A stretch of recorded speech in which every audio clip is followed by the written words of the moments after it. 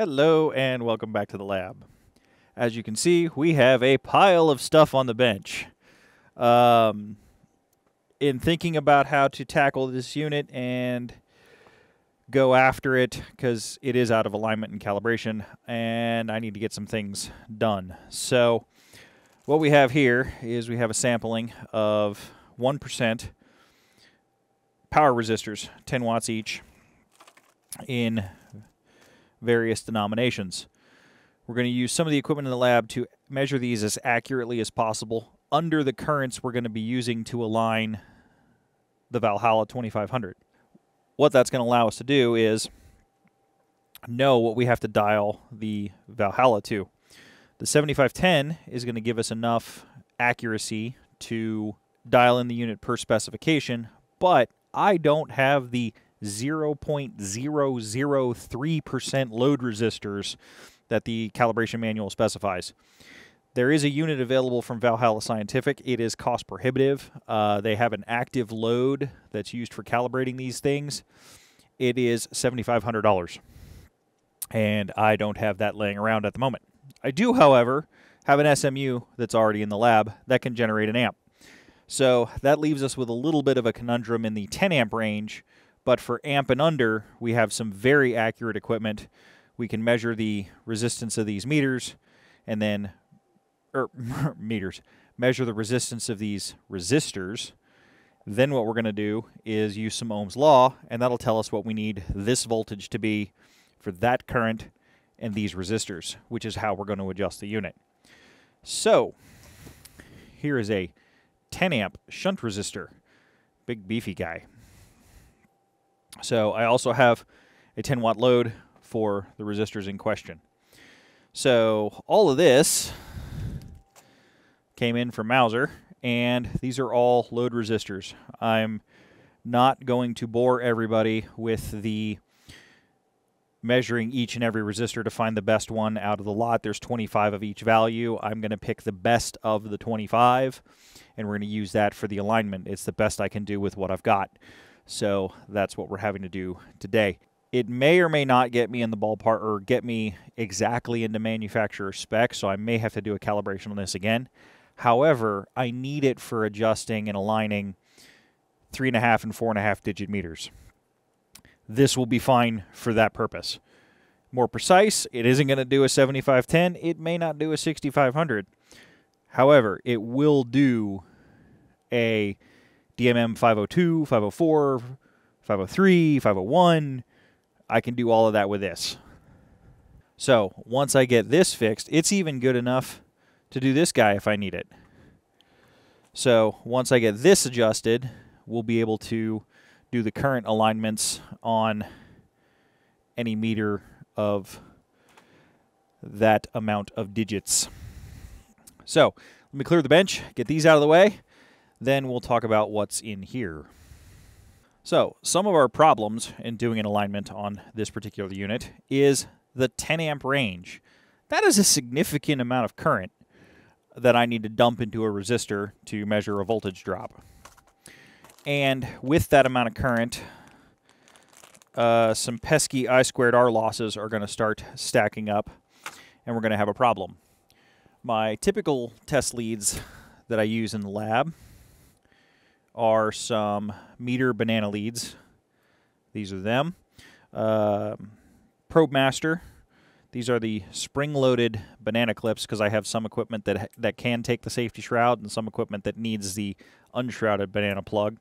And these spring-loaded ones work really well in all of the equipment for the lab, so that's why I picked those up. This would work for the 100 milliamp range and under. Really an amp, continuous amp through this cable. We're starting to get into some measurable I²R losses, and would be fine for metering, would not be good for alignment and calibration. So I need a heavier cord. The manual for the Vahalla 2500 recommends a 14 gauge wire for the 10 amp section. Well, ooh, dropping stuff because this is actually kind of heavy. When it comes to wire, more gauge is always more better. So we have some 12 gauge high. Let's see. Nope, it doesn't say what it is. But this is 100 feet is way too much, but that's just what the roll was, and the price was right. I think I paid 20-ish bucks for this roll of speaker wire, so great way to get some high current wire that's marked positive and negative. Let's see, does this say what it is? Yeah, it actually says high strand count, 0.2 OD. So what we're going to do is I'm going to make up some power leads. These were sold as, don't 100% trust it, but these were sold as 100% copper gold-plated fork connectors. And so we will have a nice positive lock on the ports, and I will have a nice positive lock, come on focus camera, in the barrel for this speaker wire. So this will be one side. And these, which I actually really like, this is the second set I bought of these, copper banana clips. So they solder very well. And I have red and black boots for those. I could not buy these in straight copper, and the spade or the connectors here are gold plated. So we're using gold plated to copper so we don't get a lot of, because we're going to be measuring out to 7 digits of voltage. I don't want to get any voltage from the thermoelectric effect of having two dissimilar metals contacting each other, especially when I'm dumping 10 amps through it. So we're using big beefy cable, nice chunky connectors, and I'm going to make up some power leads. Now the other thing is, for doing the alignment and the calibration on this, I'm going to keep these leads really short because I want the resistor as close to here as possible, but I do need to put some alligator clips on the resistor. So we're not going to use a lot of this wire, but I'm also going to make some pretty chunky bridging wires and things like that too, and maybe even some shorting bars with this. Really good wire. But so I'm going to get started making up some of this while the source measure unit is warming up, because I need to get some cabling made up and then measure some resistors before we can get started aligning this thing. Now this thing, I'm going to need to let it sit for a while before I can do an alignment on it. There's only 6 adjustment points, not a big deal, but it has to be warming up for an hour and a half before we even start. I'm probably going to give it a little bit more than that.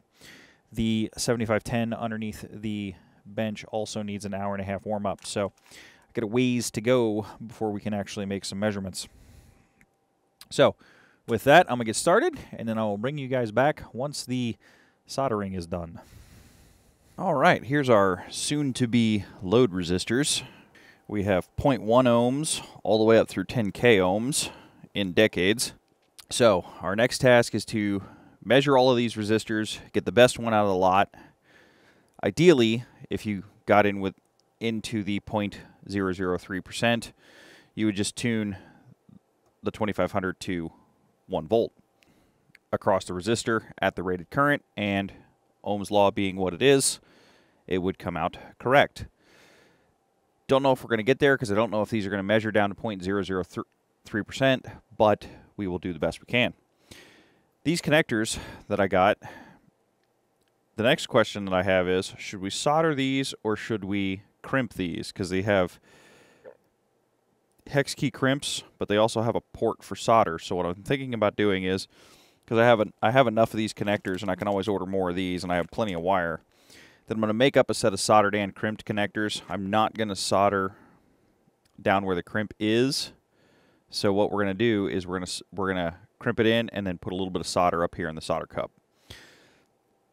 That should make the best connection, but we'll do some measurements on the connector after that. So I'm going to make up a set of these short real quick for this unit, and then I will bring you guys back.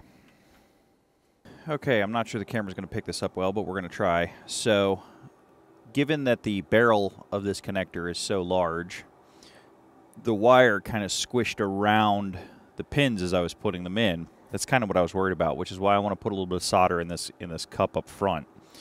Good mechanical connection to the back of the barrel, but we're going to make a better connection up here at the front for the current to pass through, and that should end up being a very low ohms connection, which ultimately means even though these connectors are rated for 12-gauge wire, 12-gauge wire might be a little small for these connectors. They may want a little bit bigger.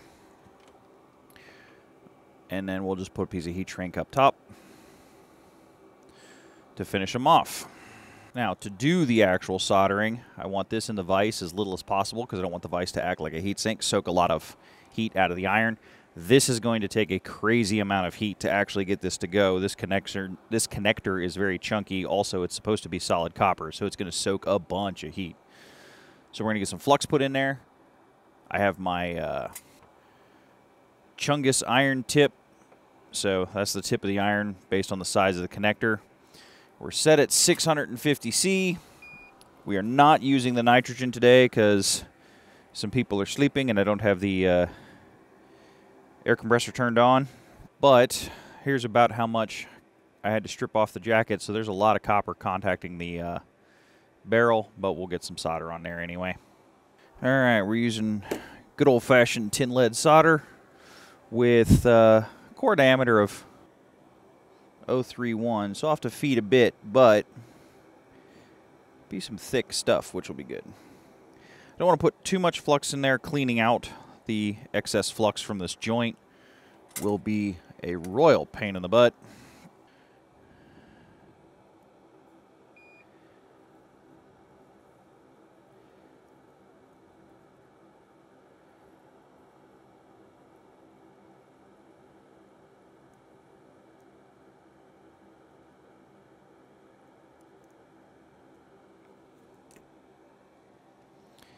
Yeah. Ow, hot. This is going to be one of those where this connector is going to do nothing, nothing, nothing, and then it's going to take the solder all at once.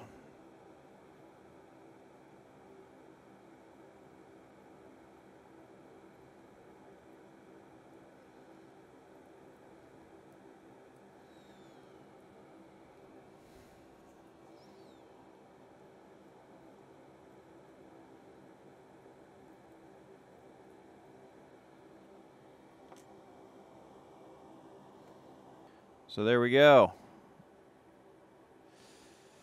We have good mechanical back here. This is still blazing hot. I do not want to touch it. And then we have a solder joint up in the front. We will run up, ow, hot, even though I don't want to touch it. Don't want to get that heat shrink to activate it too early. So we're just going to let that cool because that's soaked a ton of heat, and do it again on the other side.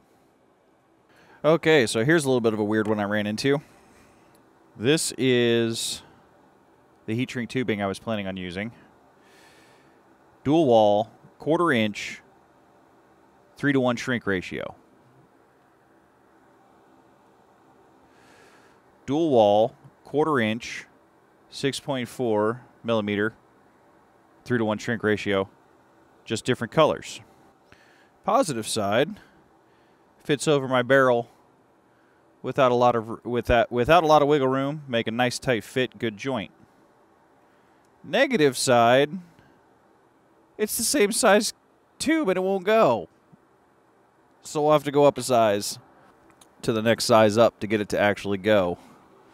So that was entertaining. We'll see if we can't give you guys a better view.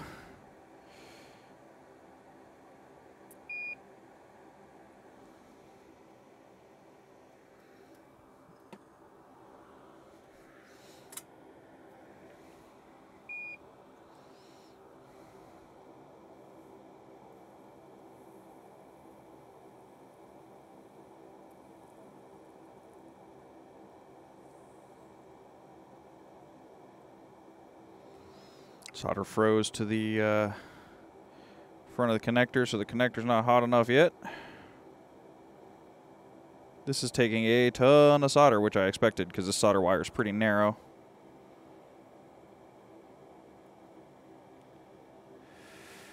Not yet. Not hot enough.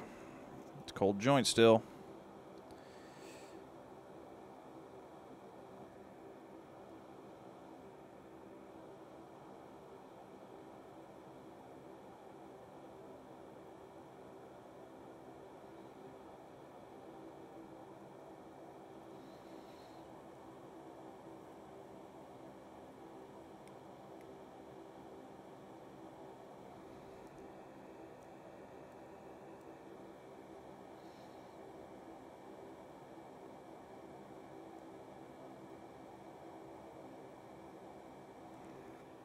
I want to keep the heat in the front of the connector because solder will tend to flow to the heat. And I do not want it creeping all the way back to the back of the connector and getting underneath those crimp lugs. There we go. I saw the solder start creeping up the outside of the connector, which means the connector was plenty hot enough. Now I just need to let that cool because that is the consistency of about lava. All right, we have the soldered copper, full copper alligator clips. We're just going to add some solder to these.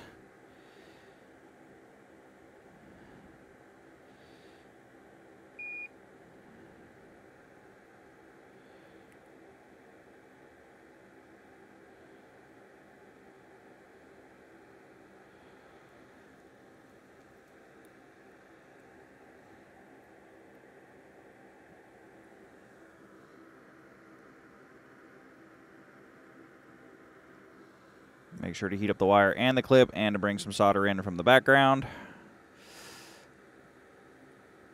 These do not have crimp lugs. This is just a mechanical strain relief, so the actual electrical connection is going to be done with solder, which is totally fine. Nice big copper connectors. Just need to make sure they get hot enough.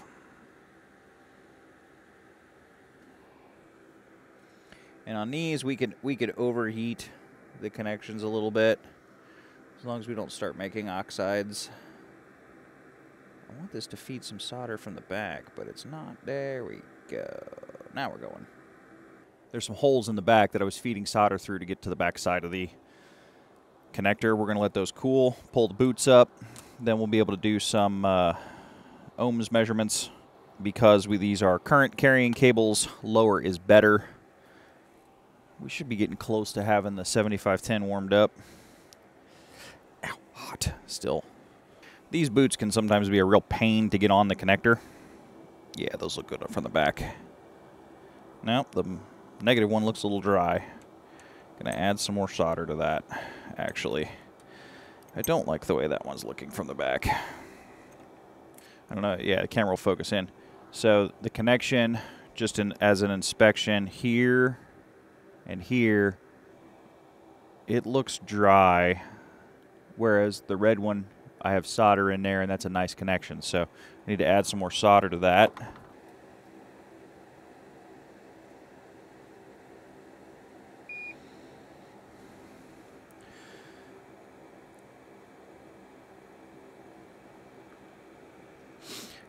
All of these joints that I'm working on right now have just huge amounts of thermal mass.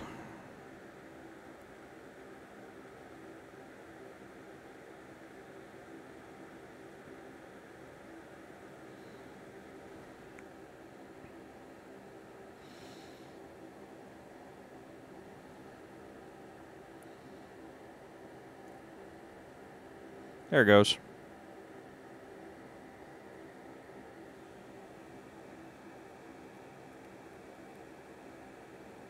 Much better. Put even a little bit more in there. Still look a little empty.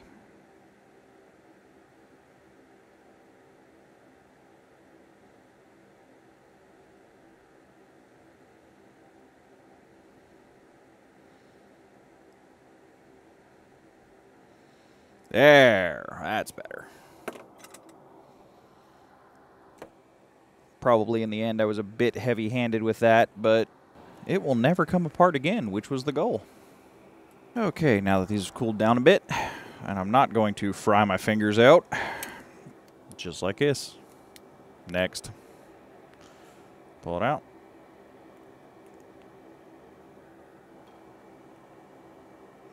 And there we go.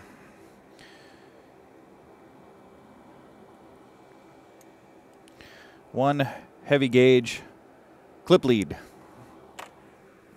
Okay, after testing over 100-something resistors, we have our load set. I had on the, so this is lowest to highest.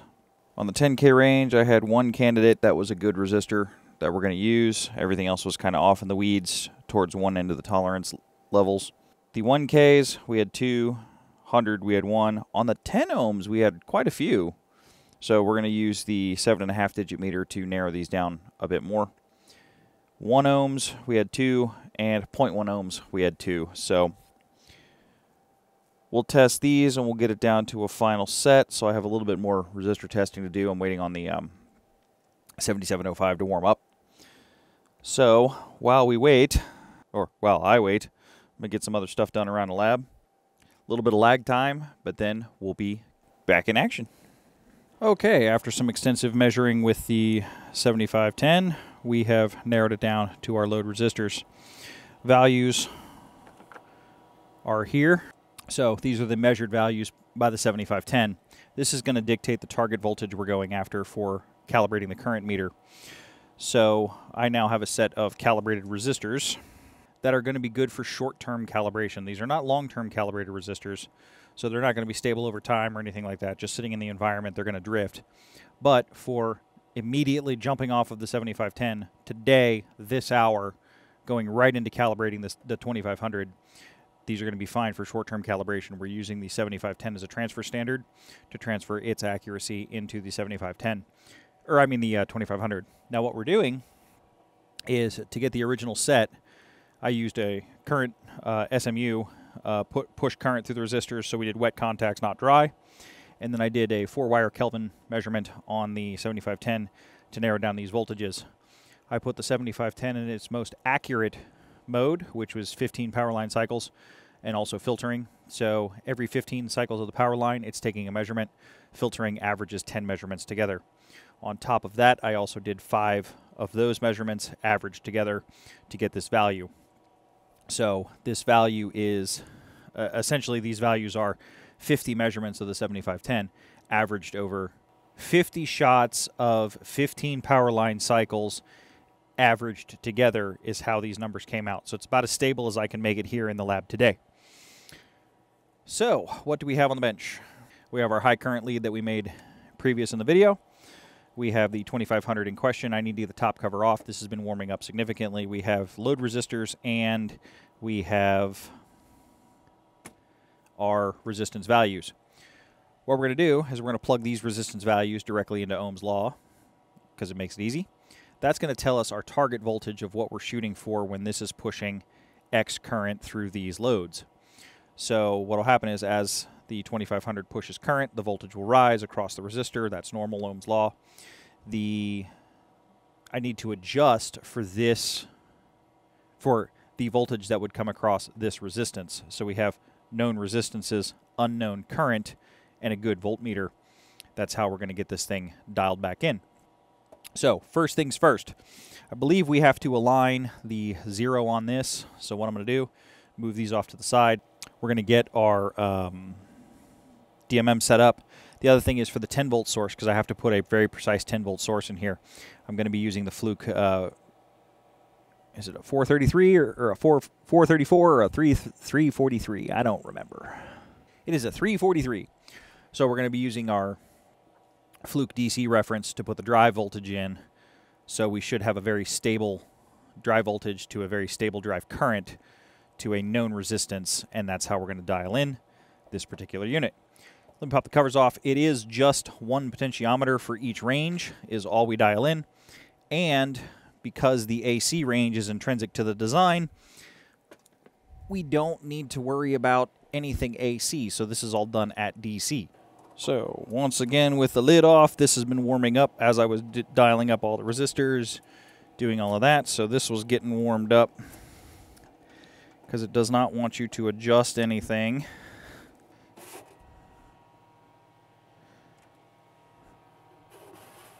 Don't hit any of the gear. Getting the cover off.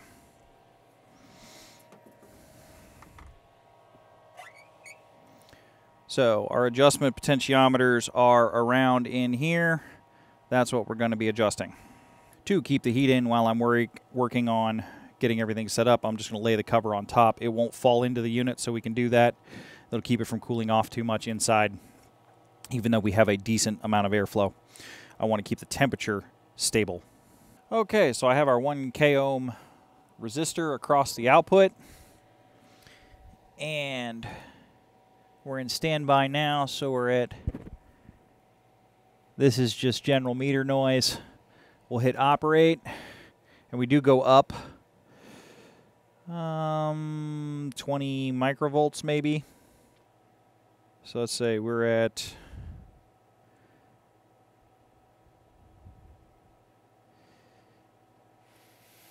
50-odd microvolts. We go to, so we go up 30 microvolts. Might be able to bring that down a little bit. We'll see. Let's see what we can do with the 0.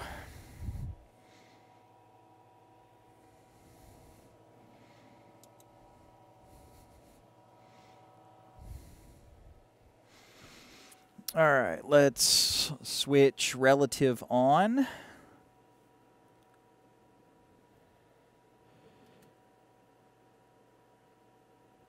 Yeah, so we're up 30 microvolts from meter noise. Let's see if we can't dial this in a little better.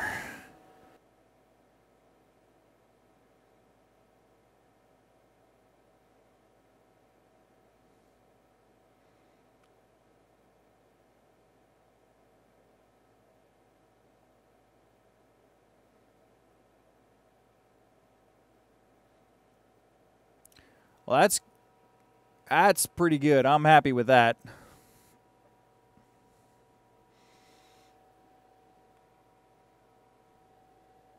Bring it back just a little bit.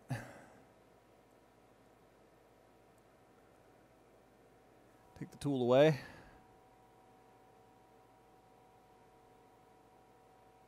Yeah, I am not unhappy with that at all.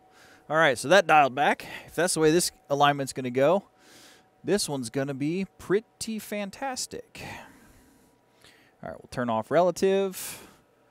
Turn off the output. That still trips me out, green being standby. I'm used to green being operate. Okay, next up we need to dial up the 10-volt source. So we'll set this to... So we will kick this on.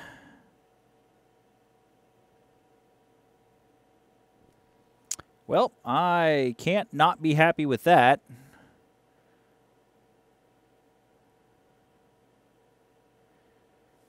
We can see if we can dial it a little closer.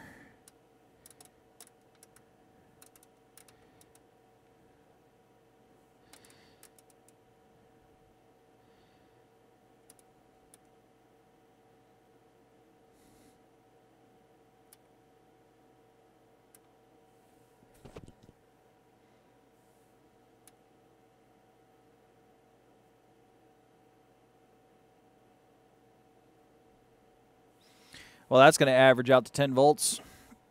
About the best I'm going to get. Okay, we have the resistor hanging in space. Here's our meter leads to the 7510. We have the high current leads coming in. We have the 10 volts being applied to the front end of the 2500 EN. And we're on the 10 amp range. The reason I have the resistor off the bench, pardon the cabling under the bench, but the reason I have the resistor hanging off is we're going to dissipate almost 10 watts in this resistor. So it's going to get pretty hot pretty quick. Didn't want it on the bench top, so it'd be a little toasty. Our voltage target here is 0.98422, given the resistance of the meter. So that's what we're going to be tuning to. We're not going to be tuning to 1. We're going to be tuning to 0.984. All right, let's see if this is going to work. We're going to hit operate right now and dump some current. Yeah, so we're off a little bit. So we want 984. So time to move the lid. And we'll tweak that pot.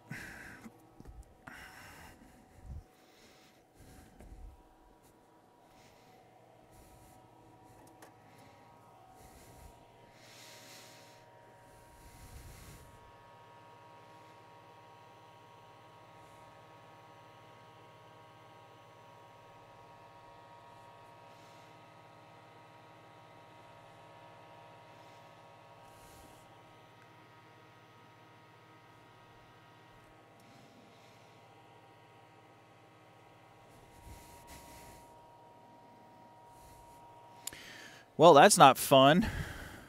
To do the 10 amp range, I'll show you where all the adjustments are after I get done with them. To do the 10 amp range, you have to snake this through the heatsink resistor. So this is a interesting one to adjust, and definitely want to use a plastic tuning tool if this plastic tuning tool is small enough, which it probably is not. This one was not small enough. Okay, about 992, turn this off, is the best I can do with this particular resistor. I'm running into a thermal problem where the resistance, because I'm dumping so much current, this is just a 10 watt resistor, so we're right at the upper end of what it can take. So I'm going to have to work on adjusting the 10 amp range in a better way. But what we'll do for now, because I think my fluke meter has a 10 amp range, and I can do amps DC. So we can dump 10 amps into the fluke meter and get at least get an adjustment on it so I can get a better load resistor. The nice thing is the meters I need to adjust are on the 1 amp range and under, so the 10 amp range I can leave kind of misadjusted at the moment. And there we go, bang on 10 amps as best as I can measure it at the moment, because that resistor was just getting too hot and I was dealing with degree C resistance changes. Okay, how are we looking at 1 amp? So 1 amp is 1 ohm.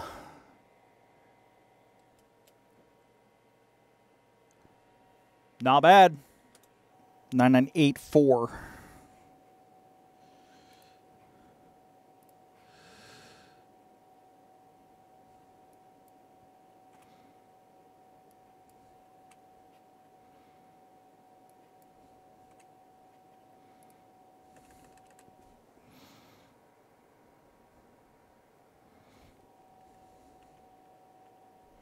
$999.84.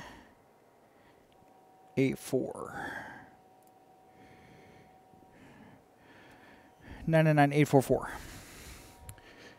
Okay, so what we need is 3 9s and 8 and a 4. So we're off by a little bit. Dial up the 1 amp. This one's less spicy. The resistor is not getting hot, so we're good. Much easier to adjust this one than the last one.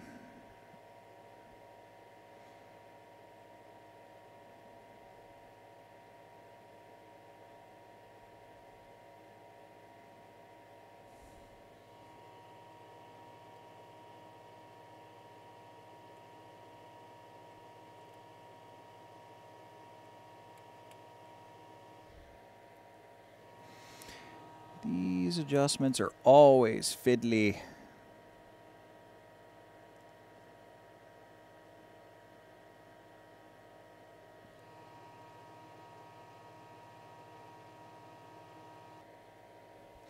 I'm going to call that right there.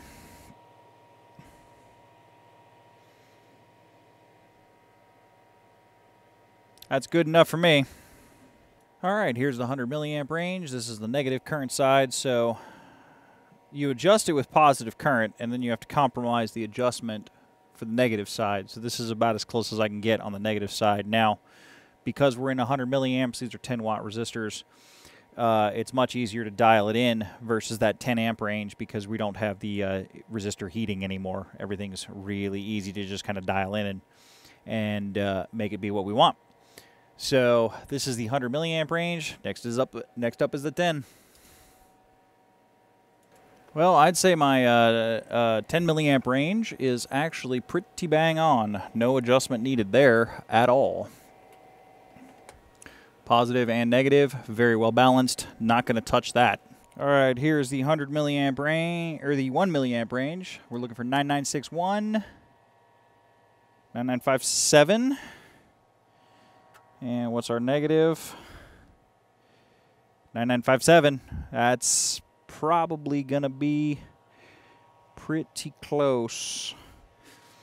Let's see if we can't update that a little bit.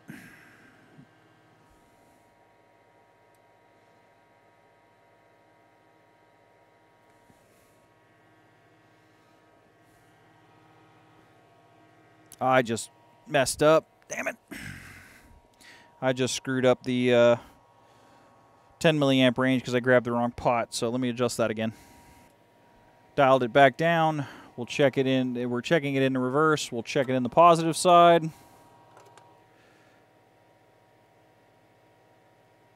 That is going to be good enough for me on the 10 milliamp.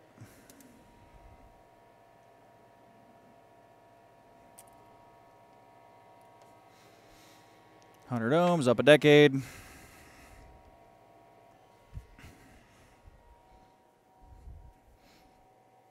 $9961.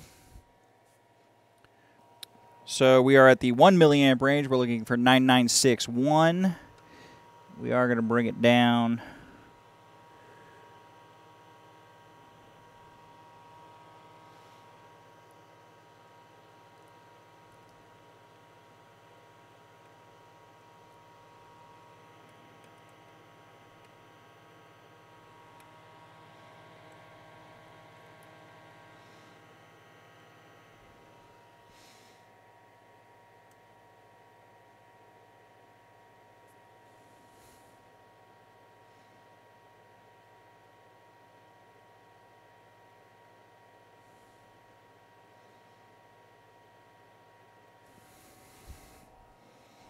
Let's check the reverse.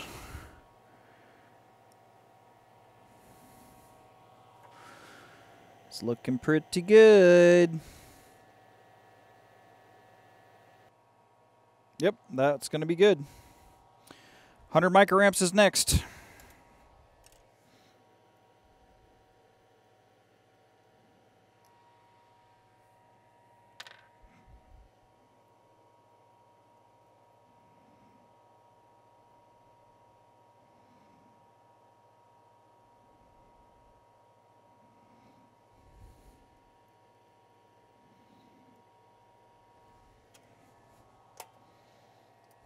Hundred microamps in the reverse.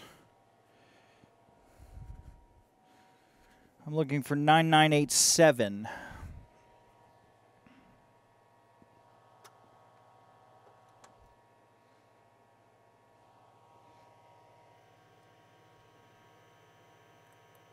Looking good, but we should dial it back a bit.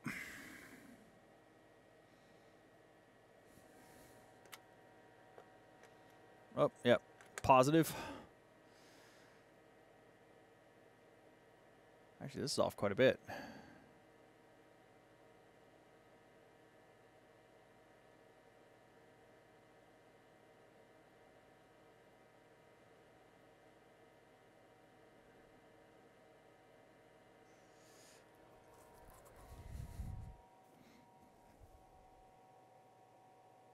$99875. There we go. That's going to be good enough. That's going to be really good. All right. Okay, let's see how we did. We're still set on 100 microamps. We'll set the unit to operate. DC current mode.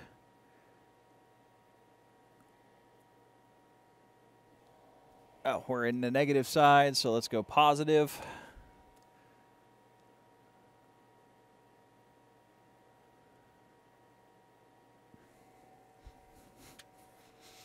Well, I will take that all day long. Let's ask for a milliamp.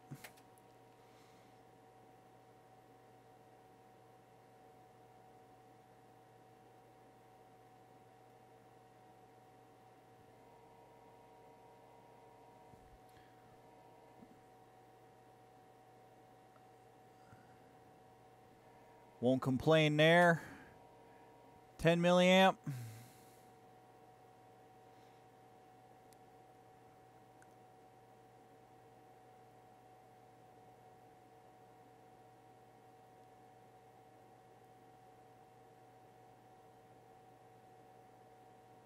4 9s and an 8. Not going to complain there. 100 milliamp.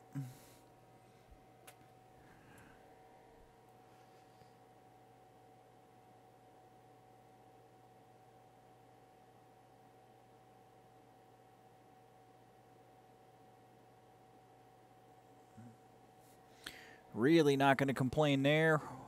This meter can go up to 1 amp, so let's give it an amp, see what it says.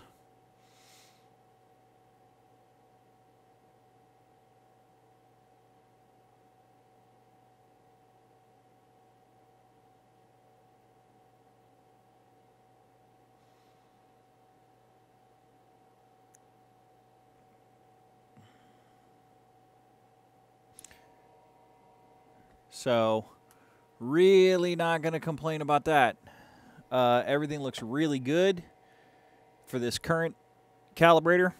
So we should be ready to do some DMMs. Okay, the alignment resistors that I was adjusting were around in here. The 10 amp one is buried underneath this heatsink. So I was using a plastic tuning tool to get that put down under there. So 10 amp, 1 amp, 100 milliamp, 10 milliamp, 1 milliamp, and 100 microamps is hiding underneath the, let's see if I can tilt this up without shocking myself, is right there behind the front panel next to the front switches. So everything's working, and I'm going to get the covers put back on. Thanks for stopping by the lab and taking a look at this Vahalla Scientific 2500. We've added this to the Cal Suite in the lab because I have some DMMs that I have to work on shortly, and some of them are going to need the current ranges aligned. If you're liking the content, leave me a comment below in the description. Let me know what you'd like to see get put in front of the camera. We'll see what we can make happen. I check all the comments in all the videos, and the Patreons are running about 3 to 4 weeks ahead on YouTube. So nothing's behind the paywall. It's just up. It's just pre-releases before everything hits YouTube. So with that, hit the like button, subscribe, all of the YouTube algorithm things. As always, more is always on the way, and I will see everybody in the next video.